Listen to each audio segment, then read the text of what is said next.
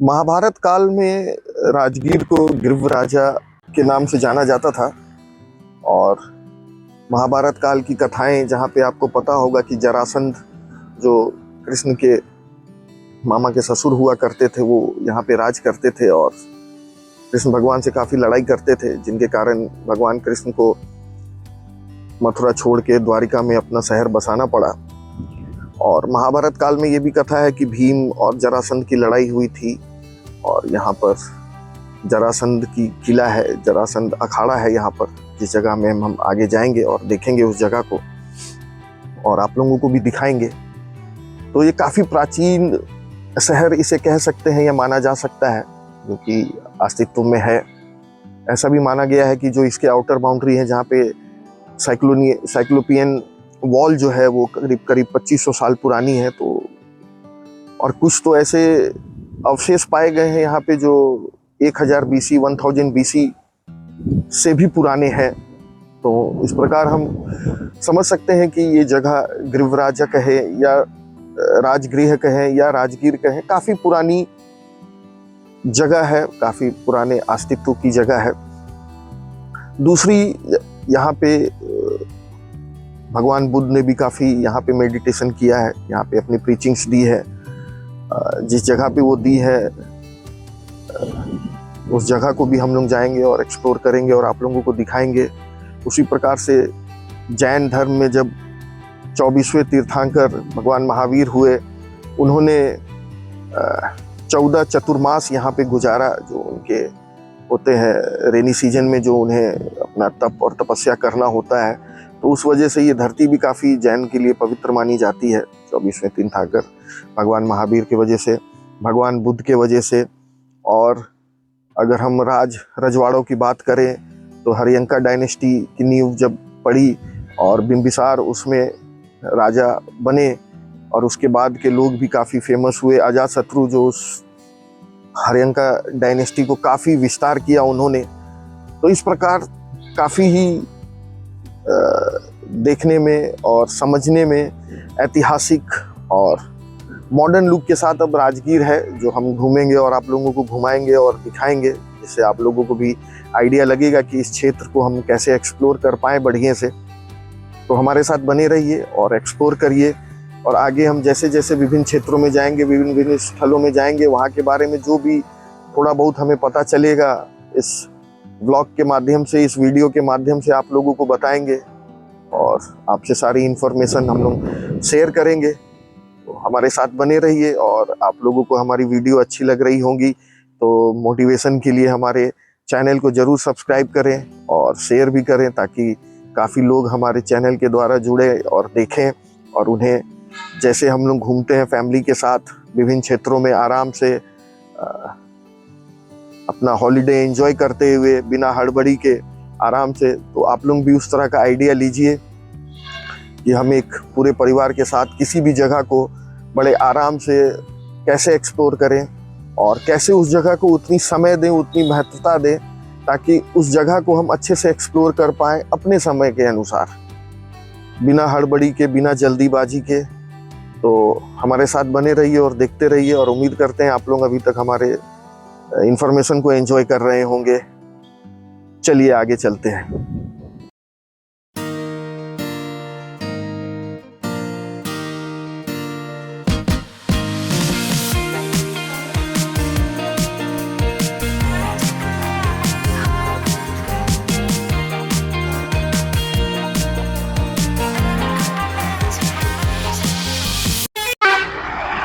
रथ चक्र निशान है और शंख लिपि, अच्छा दोनों है यहाँ पर।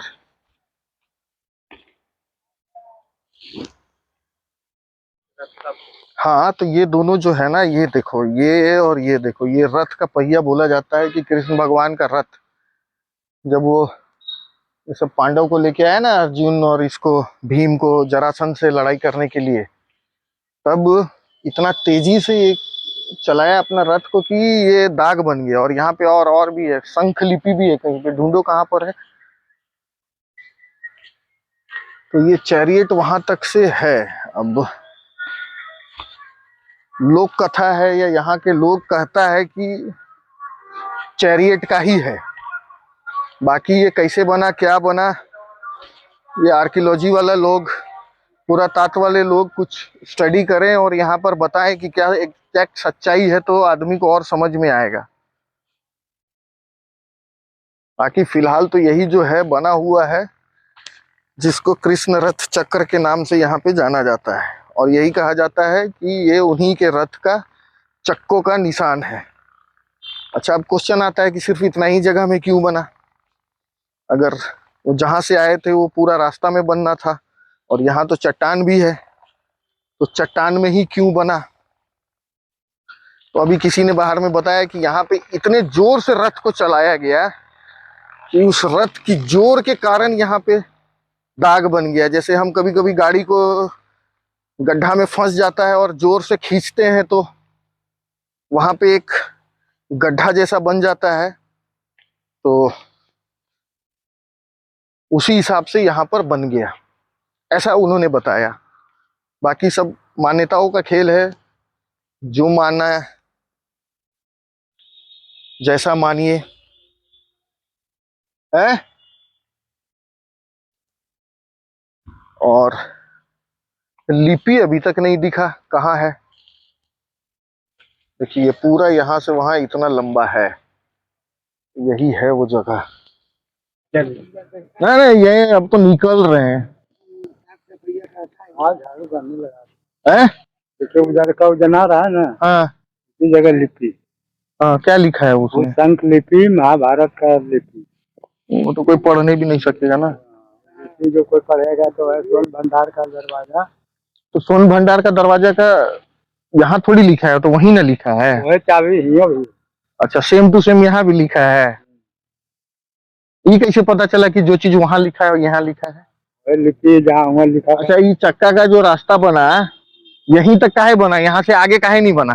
खुदाई नहीं हुआ, वन विभाग रोक लगा दिया। इतना ही खोदा? पहला का जमाना में जब खुदाई किया, हाँ, रोक लगा दिया। तो खोदेगा तो और मिल सकता है। कौन भंडार तक जहाँ मैल अखाड़े को जलाशय का है, अच्छा, वहाँ तक है। वहीं से लेके आया था कृष्ण भगवान। चलिए वो जंगल नहीं चला, चलिए उदयगिरी पर ये चिरा या फारा था जलाशय। जरासंध को वहां चीर फाड़ नहीं हुआ था, यहाँ हुआ था। लेकिन अखाड़ा तो वहां है। हाँ, मैल अखाड़ा हुआ है। लेकिन यहाँ बोला कि उदयगिरी में चलो, यहाँ पे लड़ेंगे। ये लड़ाई किया था 18 दिन। वहां 18 दिन नहीं लड़ाई हुआ है? गजब। और ये वाला घुटना का पैर है। अच्छा, पैर है। ये ऐसे करके और ऐसे करके घुटना। ओ,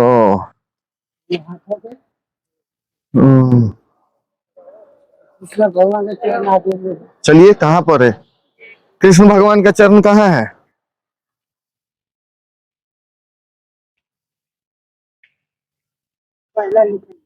पहला लिखा हुआ है। वहाँ ढेर है आगे? अच्छा, वहां बहुत लिखा हुआ है। जिसमें फूल पत्ती डाला है, ये कृष्ण भगवान का चरण है। ये तो बड़ा छोटा सा है। जिसमें फूल डाला है इसमें चरण जैसा। अच्छा, ई वाला, ई वाला है। ई ऐसे इतना छोटा पाँव।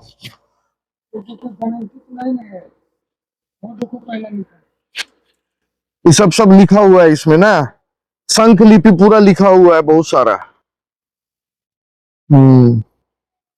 और भी कहीं है पद चिन्ह? वहाँ दब गए।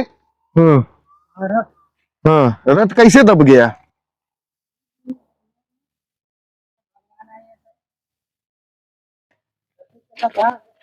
हाँ, चक्का का तो दाग है, वो तो दिख रहा है। हाँ, कैसे दब गया यहाँ? क्या हो भगवान आया था। हाँ हाँ हाँ हाँ। तो एक तो जो मान्यता है वो तो है ही, जो लोग बोल रहे हैं कि कृष्ण भगवान के रथ का ये दाग है या चिन्ह है, पद चिन्ह है, जहाँ पे मल्लयुद्ध हुआ जरासंध और भीम का, उसके घुटनों का, हाथ का गड्ढा बना हुआ है। ये सब तो मान्यता है और मान सकते हैं। और बाकी इस तरह का स्ट्रक्चर को अगर हम टेक्निकली देखें या अंग्रेजी में देखें तो काट रस्ट बोला जाता है, जो कि काफी जगह पाया जाता है। भारत में शायद इसी जगह है, और विदेशों में एक मुझे ध्यान में आ रहा है माल्टा में है, टर्की में भी है शायद। तो इस तरह का स्ट्रक्चर बनता है साइंटिफिकली, तो इसे काटरट्स बोला जाता है। बाकी जहां पर भी ये पाया गया है वहां पर कुछ ना कुछ वहां की धार्मिक मान्यता है और उससे जुड़ी काफी कहानियां हैं।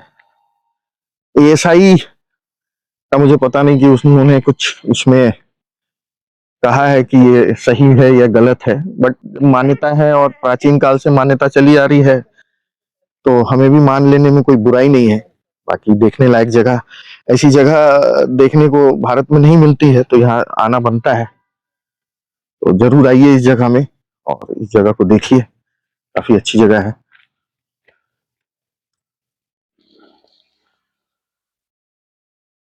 तो अभी यही बताया कि तो इतना दूर है, यहाँ से ही वो पूरा अंदर अंदर चैरियट का ये है। इधर से वन विभाग खोदा नहीं, यहाँ से लेके जो वो सोन महल है, वो अखाड़ा, जरासंध का जो अखाड़ा है वहां तक ये चैरियट है। और इन्होंने कहानी ये बताया कि वहां पे पहले लड़ाई हुआ भीम और जयद्रथ का, सॉरी जरासंध का। तो फिर कृष्ण भगवान बोले कि चलो उदयगिरी पर्वत, वहां पे लड़ाई किया जाएगा। और ये वही जगह है जहां पर 18 दिन लड़ाई हुआ और जहां पे भीम ने जरासंध को आधा फाड़ के इधर उधर फेंका। यही वो उदयगिरी पर्वत पीछे आप देख रहे हैं, और यहीं पे वो लड़ाई हुआ। और ये जैसा इन्होंने बताया कि ये रास्ता जो है, ये कृष्ण भगवान का रथ का जो निशान है, ये पूरा यहाँ तक, मतलब वहां से सोन भंडार से लेके यहाँ तक है वो रास्ता। खुदाई आगे नहीं हुआ है, इसीलिए सिर्फ उतना ही दूर दिख रहा है। तो ये अभी अपने को पता चला यहाँ पर आने के बाद। यही वो साइक्लोपियन वॉल है जो उस जमाने में राजाओं ने बनवाया था और जिसके कुछ अवशेष बचे हुए हैं। बताया जा रहा है कि 40-45 किलोमीटर बचा हुआ है। इतना दूर तो थोड़ा रिपेयर किया है, वो ऊपर थोड़ा टूटा टूटा लग रहा है। ये देखिए यहाँ टॉप में ये जो टॉप का हिस्सा है तो ये है, और ये जो चबूतरा चबूतरा ये जो बना हुआ है, इसे कहते हैं कि ये बेस्टन टाइप का है, जहाँ पे सैनिक वगैरह अपने हथियार या रेस्ट करते थे या बैठते थे। तो उस तरह से है।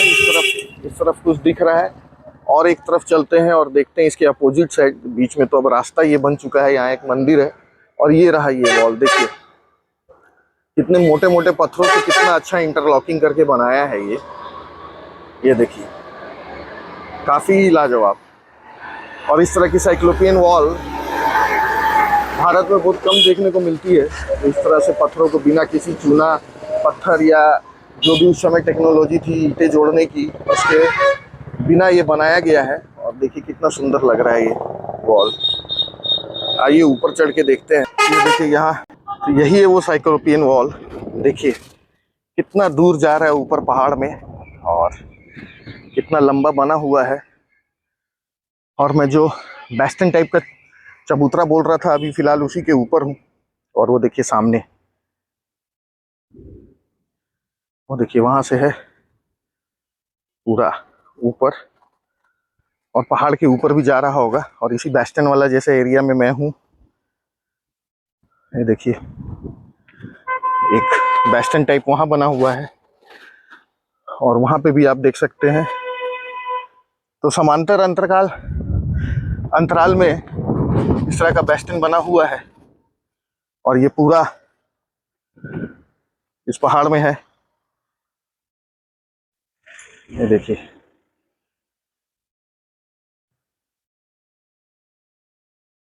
काफी प्राचीन वॉल।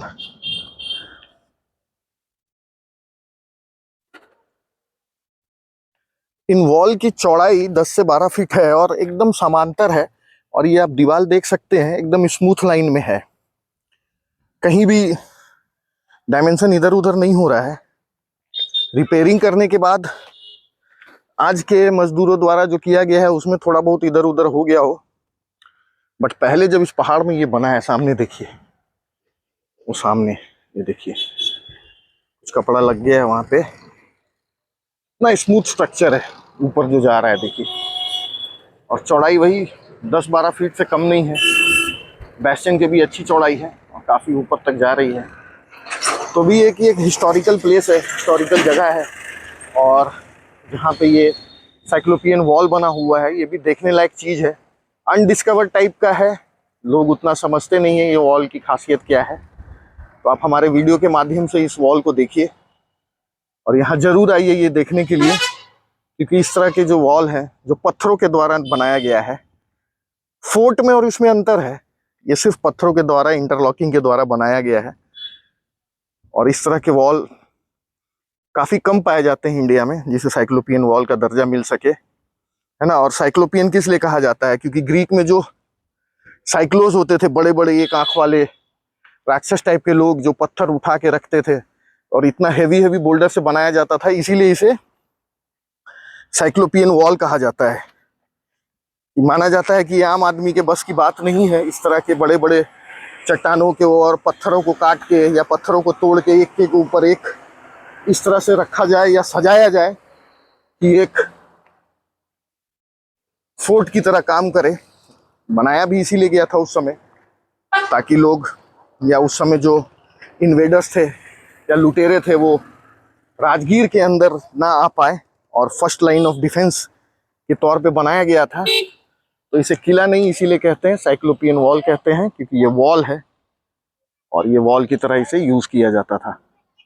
अजातशत्रु, बिंबिसार और उसके बाद के राजाओं ने इसे काफ़ी डेवलप किया और बनाया, और इससे काफ़ी राजगीर को लाभ प्राप्त हुआ। बाहरी लुटेरों से, बाहरी शासकों से जो आक्रमण करने आते थे। तो यही है साइक्लोपियन वॉल। बिंबिसार गेट है, जब आप इस तरफ से आएंगे उसी के पास।